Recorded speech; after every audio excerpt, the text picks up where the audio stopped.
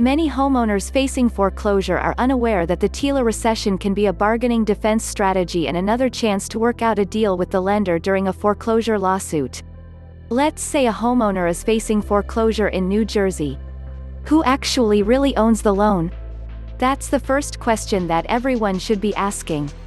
Even with assignment transfers recorded or not recorded in public records, only proper TILA federal regulations can determine who is the true and correct lender.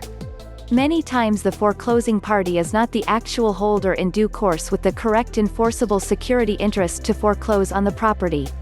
The cases of Jesenowski and Hoang made it clear that the borrower has up to 3 years to provide notice of the rescission of the loan.